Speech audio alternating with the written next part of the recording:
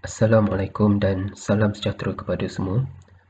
Dalam video ini, kita nak belajar standard kandungan 1.5 iaitu pengekstrakan logam daripada bijihnya. Logam biasanya wujud sebagai sebatian atau bercampur dengan bahan lain seperti batu dan tanah. Maksudnya, logam biasanya tidak wujud sebagai unsur apabila gali tanah terus dapat logam tersebut. Kebanyakan logam akan bergabung dengan unsur lain untuk membentuk sebatian. Sebatian yang mengandungi logam juga dikenali sebagai bijih atau mineral dan wujud sebagai logam oksida, logam sulfida atau logam karbonat. Contohnya, kita ada bijih aluminium ataupun dikenali sebagai bauksit. Bijih besi dikenali sebagai hematit. Logam tidak reaktif seperti emas dan perak wujud sebagai unsur logam itu sendiri. Maksudnya, ia tidak bergabung dengan unsur lain. Kita ada emas iaitu aurum dan kita ada perak iaitu argentum. Logam yang tidak reaktif seperti emas dan perak tidak perlu diekstrak kerana wujud dalam bentuk unsur. Manakala logam reaktif seperti aluminium dan ferum memerlukan cara yang tertentu bagi pengekstrakan logam daripada bijih masing-masing. Cara pengekstrakan logam reaktif adalah berdasarkan kedudukan logam dalam siri kereaktifan logam. Terdapat 3 cara mengekstrak logam daripada bijih masing-masing. Cara pertama adalah menggunakan proses elektrolisis, iaitu bagi logam yang lebih reaktif daripada karbon. Cara kedua menggunakan proses penurunan oleh karbon, iaitu bagi logam yang kurang reaktif daripada karbon. Dan cara yang ketiga adalah penurunan oleh logam yang lebih reaktif, di mana logam yang lebih reaktif dapat menurunkan logam yang kurang reaktif. Siri kereaktifan logam digunakan untuk menentukan kaedah pengekstrakan logam, di mana siri kereaktifan logam ini awak dah pelajari dalam sains tingkatan 3. Ingat lagi tak? Apakah dia siri kereaktifan logam? Kita imbas kembali. Kita kena hafal ayat ini. Kalau nak kahwin, mesti ada cinta, zakat, harta, Ferrari, supaya perkahwinan kekal hingga akhirnya. Di mana kalau untuk kalium, nak untuk natrium, kahwin untuk kalsium, mesti untuk magnesium, ada untuk aluminium, cinta untuk karbon, zakat untuk zinc, harta untuk hidrogen, Ferrari untuk ferum, supaya untuk sternum, perkahwinan untuk plumbum, kekal untuk kuprum, hingga untuk merkuri, akhirnya untuk argentum, untuk aurum. Inilah dia siri kereaktifan logam. Jadi awak dah tahu logam yang terletak paling atas adalah logam yang paling reaktif, manakala logam yang terletak paling bawah adalah logam yang paling kurang reaktif. Bagaimanakah siri kereaktifan logam ini digunakan untuk menentukan kaedah pengekstrakan logam? Logam yang sangat reaktif iaitu terletak di atas karbon. Pengekstrakan logam daripada bijihnya menggunakan proses elektrolisis. Logam kalium, natrium, kalsium, magnesium dan aluminium Logam ini adalah dikategorikan sebagai logam yang sangat reaktif. Ya, dia terletak di atas karbon. Jadi pengekstrakan logam-logam ini ya, menggunakan proses elektrolisis. Okey. Logam yang sederhana reaktif iaitu yang terletak di bawah karbon, ya. Pengekstrakan logam daripada bijihnya menggunakan proses penurunan oleh karbon. Ya, logam yang sederhana reaktif tu terletak di bawah karbon iaitu terdiri daripada zinc, ferrum, stannum dan plumbum. Ya, hidrogen ni bukan logam ya, hidrogen adalah gas. Jadi logam-logam yang terletak di bawah karbon ini, cara untuk mengekstrak logam daripada bijihnya adalah menggunakan proses penurunan oleh karbon. Untuk logam yang kurang reaktif iaitu cuprum dan juga mercury, pengekstrakan logam adalah secara pemanasan langsung di udara. Manakala logam yang tidak reaktif seperti argentum dan juga aurum tidak perlu pengekstrakan kerana telah sedia wujud dalam bentuk unsur. Maksudnya emas dan juga perak ini kita tak perlu ekstrak untuk mendapatkannya. Caranya adalah kita gali saja tanah, nanti jumpalah emas dengan perak ini. Sebab emas dan perak ni dia tidak reaktif. Dia tidak berkabung dengan unsur lain. Okey, kita lihat cara pertama iaitu pengekstrakan logam daripada bijihnya melalui proses elektrolisis. Jadi seperti yang kita pelajari tadi logam yang terletak di atas karbon iaitu kalium, natrium, kalsium, magnesium dan juga aluminium. Cara untuk mengekstrak logam ini daripada bijihnya adalah menggunakan proses elektrolisis. Okey, ini adalah bijih logam. Contohnya kalium klorida, natrium klorida, kalsium klorida, magnesium oksida, aluminium oksida. Ini adalah contoh bijih logam. Kaedah pengekstrakan logam, daripada bijih logam adalah menggunakan proses elektrolisis leburan bijih. Kita lebur bijih logam ini, kita leburkan bijih logam ini, kemudian kita jalankan proses elektrolisis untuk mendapatkan logam ini. Jadi, seperti yang kita dah pelajari, proses elektrolisis kita mesti tahu anode, kathod dan juga elektrolit. Di mana dalam proses elektrolisis, anode adalah terminal positif, manakala kathod adalah terminal negatif. Jadi, siapakah yang akan menjadi anode dan juga kathod? Okey. Anode dan kathod dia terdiri daripada elektrod lengai karbon.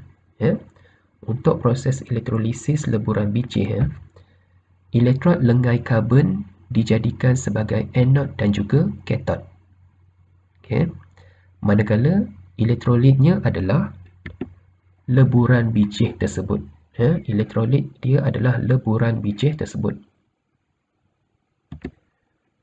Okey, kemudian kita perlu tambah mangkin dalam proses elektrolisis leburan bijih.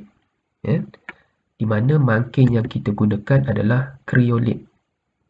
Ini adalah formula sebatian dia, Na3Al(F6). Apa tujuan kita tambah mangkin? Tujuannya adalah kita nak merendahkan takat lebur bijih. Suhu leburan bijih ni adalah sangat tinggi. Jadi, kita perlu rendahkan takat leburan bijih ini dengan cara menambahkan mangkin. Mangkin yang kita gunakan adalah kriolit. Baik, kita nak lihat contoh pengekstrakan logam aluminium daripada bijihnya iaitu aluminium oksida dengan menggunakan proses elektrolisis. Okey.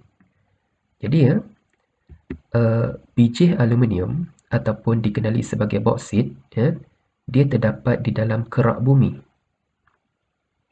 di mana biji aluminium ini terdiri daripada sebatian aluminium oksida, dan juga terdapat unsur-unsur lain yang bergabung untuk membentuk biji aluminium. Jadi, biji aluminium ini akan dikeluarkan melalui proses perlombongan. Kemudian, biji aluminium ini akan ditulinkan. Tujuannya adalah untuk menyingkirkan unsur-unsur lain ini. Kita nak aluminium oksida sahaja. Setelah itu, biji aluminium tulen ini akan dileburkan. Kita akan leburkan sehingga dia meleburlah, sehingga dia cair. Takat lebur aluminium oksida adalah sangat tinggi, mencecah kira-kira 2000 darjah Celsius, di mana ia akan menjadikan proses peleburan menggunakan tenaga yang sangat tinggi. Untuk mengatasi masalah ini, mangkin iaitu kriolit ditambah untuk menurunkan takat lebur aluminium oksida kepada kira-kira 900 darjah Celsius. Kita akan tambah mangkin iaitu kriolit. Tujuannya adalah untuk menurunkan takat lebur aluminium oksida. Setelah itu, kita akan jalankan proses elektrolisis, di mana ini adalah peralatan ataupun radas yang digunakan untuk menjalankan proses elektrolisis bagi mengekstrak aluminium daripada bijinya. Awak kena tahu lukis dan label. Okey, kita lihat peralatan ini disambungkan dengan bekalan elektrik. Anode terdiri daripada elektrod karbon. Ini adalah anode, dia terdiri daripada elektrod karbon. Manakala katod, dinding dalam ini adalah katod, juga terdiri daripada elektrod karbon. Kemudian leburan ini, leburan aluminium oksida yang ditambahkan dengan kriolit. Kemudian elektrolisis akan berlaku. Leburan aluminium dia akan termendak di bahagian bawah dan akan dikeluarkan melalui saluran khas ini. Kita lihat bagaimanakah proses pengekstrakan aluminium daripada bijinya, iaitu aluminium oksida, dengan menggunakan proses elektrolisis. Langkah pertama, kita kena tahu apakah ion yang hadir. Dalam leburan aluminium oksida, ada ion aluminium dan juga ada ion oksida. Cation iaitu ion yang bercas positif akan berkumpul di katod. Ion aluminium akan berkumpul di katod, manakala anion iaitu ion yang bercas negatif akan berkumpul di anode. Kemudian kita tahu elektron dia akan sentiasa mengalir daripada anode ke katod. Elektron dia akan sentiasa mengalir daripada anode ke katod. Jadi, siapakah yang akan melepaskan elektron ini? Di anode, anode yang akan melepaskan elektron. Oleh kerana elektrod karbon adalah lengai, kita menggunakan elektrod karbon, maka yang akan melepaskan elektron adalah ion yang ada pada elektrod karbon itu, iaitu ion oksida kan. Jadi, ion oksida dia akan melepaskan elektron untuk membentuk gas oksigen. Awak kena tahu tulis persamaan ion ini, persamaan setengah ini. Kemudian, elektron yang dilepaskan dia akan mengalir daripada anode ke katod. Jadi, katod akan terima elektron siapakah yang akan terima elektron adalah ion yang ada di sini, iaitu ion aluminium. Ya. Bukannya elektrod karbon, ya, sebab elektrod karbon adalah lengai. Jadi, ion aluminium dia akan menerima elektron untuk membentuk leburan aluminium. Ya. Kena tahu tulis persamaan setengah ini. Jadi, ya, leburan aluminium ini dia akan keluar dekat sini nanti. Ya. Leburan aluminium akan terhasil, dia akan termendak di bawah ni, dia akan keluar melalui saluran khas. Okey, ini adalah tindak balas penurunan kerana dia menerima elektron. Manakala yang ini adalah tindak balas pengoksidaan kerana dia melepaskan elektron. Okey. Kalau perhatikan di sini, gas oksigen dia akan terbebas. Ya, gas oksigen dia akan terbebas di sekeliling anod. Di mana gas oksigen ini dia akan bertindak balas dengan elektrod karbon. Ya. Gas oksigen yang terbebas ini dia akan bertindak balas dengan elektrod karbon untuk menghasilkan gas karbon dioksida. Ini menyebabkan anod dia akan terbakar perlahan-lahan dan perlu ditukar dari semasa ke semasa. Okay. Anod dia akan terbakar perlahan-lahan sehinggalah semua ni melarut.